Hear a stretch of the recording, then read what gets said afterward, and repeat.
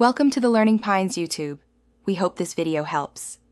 In this video, I will explain how to prepare bone broth to drink. First, selecting the right bones is crucial for a flavorful and nutritious broth. Aim for a mix of bones, including those rich in collagen like knuckles and joints, and marrow bones for richness. You can also include meaty bones such as oxtail or short ribs to deepen the flavor. Always remember to rinse your chosen bones well under cool water before moving to the next step. Next, roasting your bones adds a deep, rich flavor and color to your broth.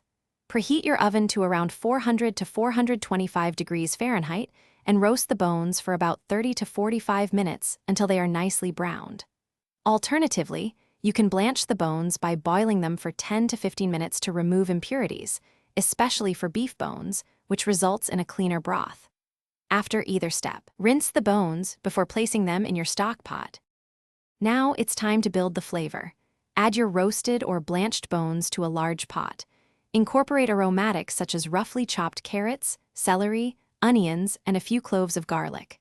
A splash of 2 tablespoons of apple cider vinegar helps extract minerals from the bones.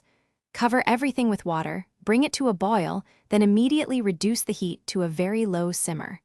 Let it cook for at least 12 hours, with 24 to 36 hours being ideal for a truly rich broth. Finally, once your broth has simmered sufficiently, remove it from the heat and allow it to cool slightly. Carefully strain the broth through a fine mesh strainer, and for an even clearer result, you can line the strainer with cheesecloth. It's important to cool the broth quickly to room temperature. Then, transfer it to airtight containers.